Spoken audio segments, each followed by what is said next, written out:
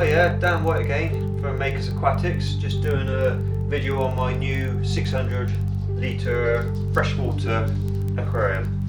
It's going to be mainly discus and plecs in this one. Tank's been up and running now for about 2 weeks. Going to run through all the equipment I've used in the aquarium in the next video. Right, this tank, believe it or not, has only been up and running for 2 weeks. What's enabled me to get it cycled so fast and stable and happy for the fish is that I've used pretty much all RO water, and I've used some mature water from an existing tropical tank that I've already got, but I've also cycled it with a little bit of fish food in there just to give it something to work on. But I've used API Quick Start, which is like a bacterial in a bottle, and you add that to the water, helps reduce ammonia and nitrite, cycles the tank that much faster. I've used 2 bottles of that one, still got a little bit left of that one, but I've had to use 2 of those in there to cycle the tank. To get the clarity right, I've used a bit of API Clarity, which is a good product. Works very fast, don't need a lot of it. Really quick. I've only had to use it once and it sort of stabilised the clarity, and I've got a load more there left if I need to do it again.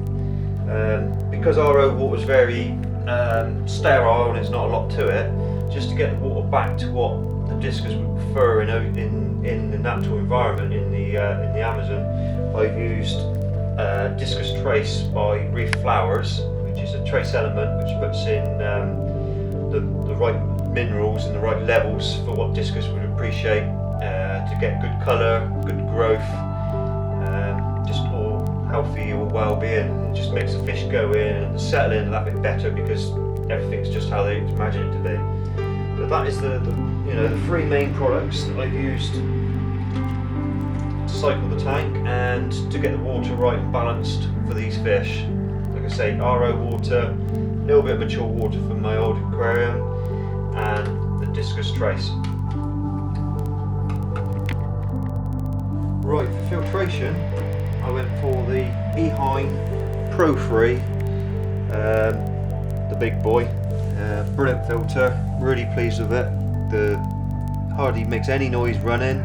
It's got a really low voltage for running, so it's economical. It's got its own built-in heater, and you can digitally move it up a degree or 2 or down wherever you want to set the temperature exactly how you want it, which is really nice. It's also got a flow adjustment, so if you're feeding, you can lower the flow and feed, give them sort of 5 to 10 minutes to feed, and then you can put the flow back up again. It's also got an indicator on here. I don't know if you can quite see that in the dark, but got a little flow indicator there to tell you when it needs cleaning, which is quite handy because it just gives you that bit of a chance to sort of pre-organise the time to go and give it a clean. Nice and easy to take apart and service, quick release pipe work, really pleased with the filter.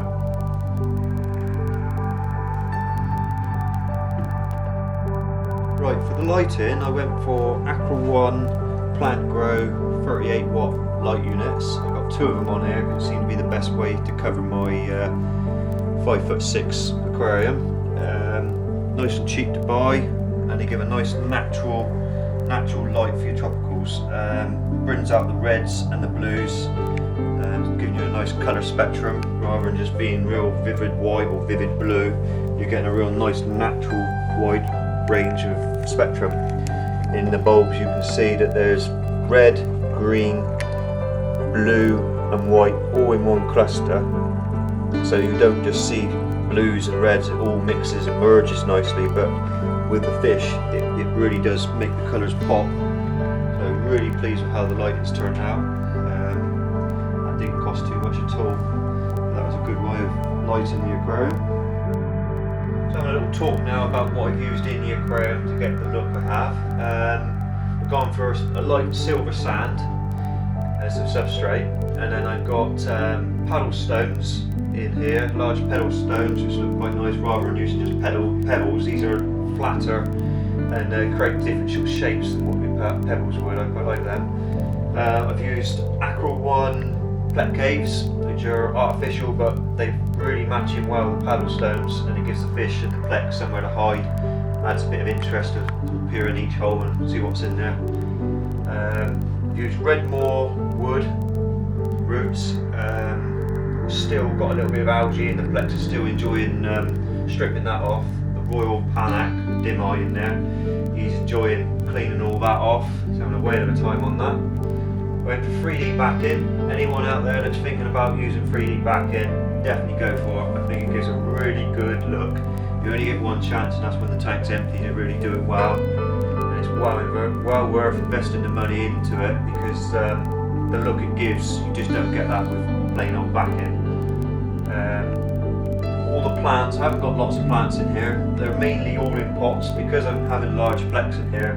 I want to be able to remove the plants. I want to keep them contained. I don't want bits of plant litter everywhere, so I've kept it all in pots. That's about it for what's in the tank, decoration wise. We're going to take a little underwater view into the tank so you can get a close up of some of the